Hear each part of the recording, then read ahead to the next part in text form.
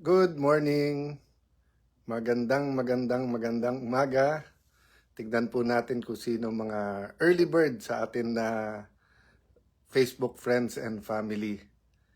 Mga taga Metro Manila, Metro Davao, Metro Cebu.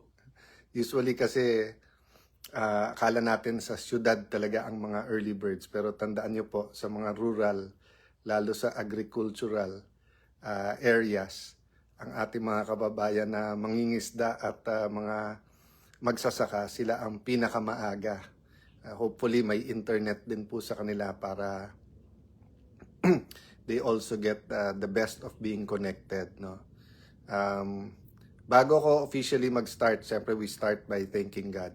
Alam mo, madalas kong obserbasyon yon na bakit sa Europe, yung, yung mga napapanood natin kahit sa mga sine, di ba? Sa France, sa Scotland, di ba? Yung rural nila, kasi sa atin pag sinabing rural, parang ang hirap ng lugar. Pag urban, parang nandun lahat ng opportunities. Pero hindi ganun sa mga first world countries. Yung urban, ibig sabihin nga, kaya nga urban, di ba? Urban jungle, kung tawagin na mga syudad at yung kultura ng syudad. But yung rural nila, may kuryente, may tubig, may ospital, may eskwelahan, may internet. So, it's just much more greener, pero hindi nahuhuli sa development. Samantalang sa atin, pagka rural, para bang yun ang pinakakawawa, walang pera, nandun yung poverty. And when I say walang pera, even the barangays and the municipalities. Oh, from Idaho, US kasi hapon no? Sa Middle East kasi ngayon, ano ba, late night or early morning, no? From Germany, Christopher Barton, shout out sa inyo. Yan. JV Baleser, magandang araw sa iyo. Marites Mariano. So let me start out with gratitude. Thank you, Lord, for a new week. Thank you for the weekend. Had some time with mga pamangking ko. Time with Lani. Time for healing. I've been tong end of October, start tong November, medyo yun nga, hindi lang charismatic asthmatic din. Pati sa, kala ko acid lang, pero yung sa throat. Tapos, di ko alam, pagka nagkakaedad na talaga, nagkakasabay-sabay, pati blood pressure. And then, syempre, sobra din yung trabaho, yung sa budget kasi hearing ngayon Buti na lang, napaka-active nung lahat ng senador. So, yung pressure wala lahat sa minority. Kasi pag kokonti yung minority, yung majority gusto nila ipasa yung budget, yung minority taga-scrutinize. Pero ngayon, sobrang dami nagsuscrutinize. So, tulungan din, no? So, we praise God for many, many things, di ba? But one time narinig ko, and it really touched my heart, yung we should start by thanking God for who He is. Di ba? Kung sino siya. Kasi di ba bilang tao, sanay tayo magpasalamat pag mabait sa atin or may ginawa for us, may favor, whether deserved or undeserved, di ba? So kung bago ang neighbor mo at dinalan ka ng pagkain or nangutang ka ng kape, o kaya birthday mo, mga anak mo, nilinis yung kotse or naglinis ng bahay. So usually yung thank you is parang gratitude na may binabalik ka. But the more we know who our Creator is, how good He is, the sacrifices He's done for us, di ba? Doon pa lang, dapat buo na yung ating puso sa pagpapasalamat. I'm always sensitive to explain that marami tayong mga kababayan, mga Facebook family na sobra pinagdadaanan, halimbawa dialysis, mga chronic na sakit or kaya yung mga cancer or yung iba namatayan. Of course, yung mga kababayan natin na grabe ang pinagdaanan na hindi lang life-threatening yung baha. Talagang ilan buhay ang kinuha no, sa mundong ito sa atin ng mga bahang yan. And then of course, yung pinagdadaanan ng ating bansa. But I hope you don't mind me saying na kahit anong pinagdadaanan natin, when we start with gratitude, parang yung Lord, hindi ko maintindihan nangyayari lahat sa amin, sa akin, sa ating bansa. but we know who you are. 'Di ba? So yung faith natin nasa Kanya eh. And we say thank you. It opens up a lot of things, which is my topic this week. Yung topic ko kasi is hope. Hope or pag-asa, no? Bakit po yan ang gusto kong topic? Kasi obviously naman po, nagpagupit ako, hindi last night, nung isang gabi, Saturday night. Nagkwekwentuhan po kami. Kung ano-anong topic ang pinagkwekwentuhan namin ni Rachel, ni Diche.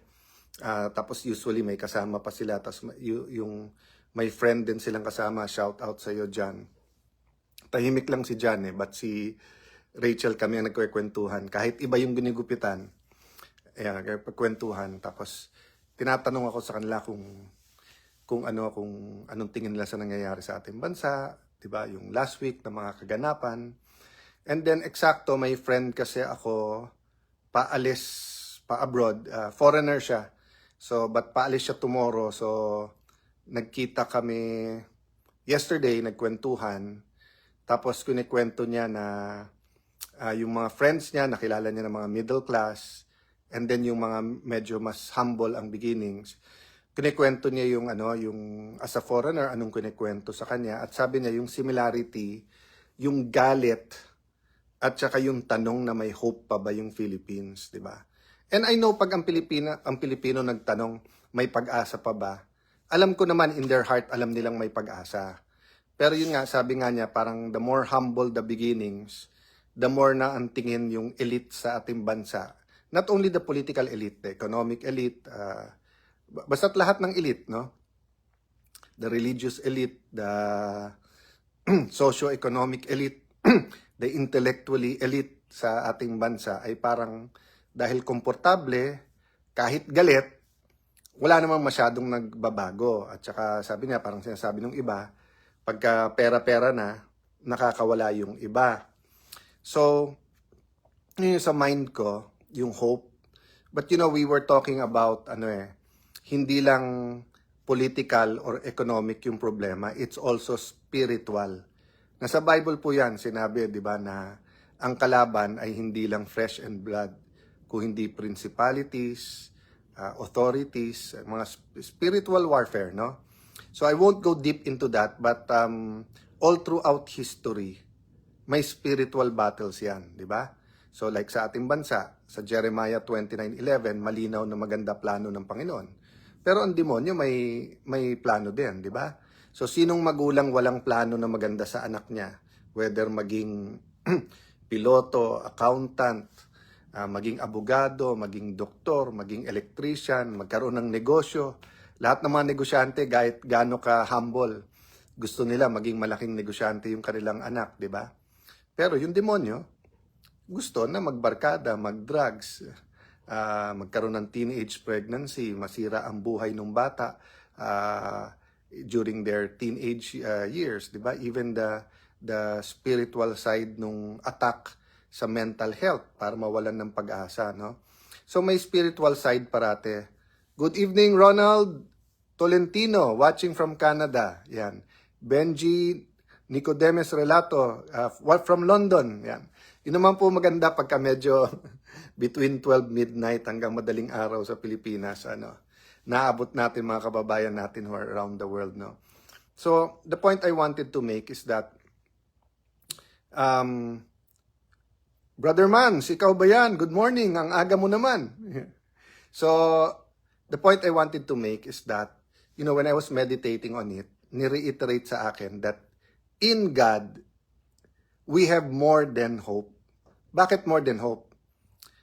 Because kung babasahin niyo po yung Bible, let me speak as a Christian, yung victory in Christ, but it's applicable to people who believe in God, no? If you believe in God, gawin lang natin yung dapat gawin natin. Yung salita ng Diyos ay gawin natin pundasyon sa ating buhay. We already won, di ba? Pag sinulat ng Diyos ang storya ng buhay natin, sabi nga nung isang pastor, storya ng Diyos yun, hindi natin storya yun. Sabi nung isang pastor na pinapanood ko ng CCF, pinapanood ko sa TV. Sabi niya, hindi ko storya yun. Nagamit lang ako sa storya na yun, o kaya siya yung character doon. Pero storya ng Diyos, kasi kamay ng Diyos. So actually, even itong massive corruption sa ating bansa, kung susundin natin ang biblical principle, susundin natin salita ng Diyos, tapos yan. Yung ikulong ang dapat ikulong, yung mga pagbabago dapat, di ba? But syempre, pag sinunod natin yung gusto ng flesh and blood, mga mastermind for example, gusto nilang guluhin yan. Yung mga corrupt, gusto nilang ipagpatuloy yan. Sabi ko nga sa inyo, di ba, ano ba ang mga pinapakawalan ng demonyo? Spirit of poverty, spirit of confusion, di ba? Spirit of drug addiction, di ba? Yes, not everything that happens to us is spiritual, di ba? Ibig sabihin, di ba, mandaya ka sa exam, nahuli ka, na-expel ka, wag mong i-blame ang demonyo. In the sense, tinempt ka, pero ikaw nag-decide nun eh, di ba? Pero di ba minsan meron addictions na parang hindi mo malaban-labanan. It's possible na merong, it could be a substance abuse, it could be that kind of addiction, but it could also be a spiritual warfare talaga, no? So, hindi ako magpapakahaba this morning dun sa mga kababayan natin Middle East, patulog na o pauwi dun sa mga late night, siguro dun sa Europe, US, yon hapon, gabi, ano. Yun. So, hindi ko muna ako magbabasa ng masyadong mga comments, but again, pasensya na po kung medyo yung combination ng trabaho, daming dapat gagawin and not feeling I'm trying to get into better shape, no? I'm okay naman to God's grace. Just have to really get into shape. Ayun, may isa tayong kababayan taga Kuwait, no? So guys, dedicate this week to God. When we pray, napaka-importante yung change of our thinking, meaning from yung thoughts natin to God's thoughts, ways natin sa paraan ni Lord, di ba? Yun yung repentance eh. Hindi lang sorry, nahuli ako, kung hindi sorry, mali ako, itatama ko na. Maayong buntag sa kaninyong tanan, dyan sa Davao. Daghan ng nag-hello from Davao, from Japan. Yan. Anong oras pa sa Japan? 1 hour difference lang, no? From Canada naman. So, good morning sa mga nandito sa time zone natin. Shalom sa mga kababayan natin dyan sa Israel.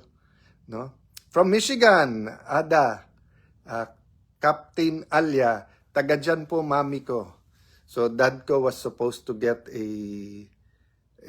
master's degree, pero also got a marriage degree nung nandyan siya sa University of Michigan ng 1960s. Parang no? Well, hindi parang, talagang long time ago. Dami pala natin kababayan na at saka kapamilya dito sa Facebook na taga-US, oh.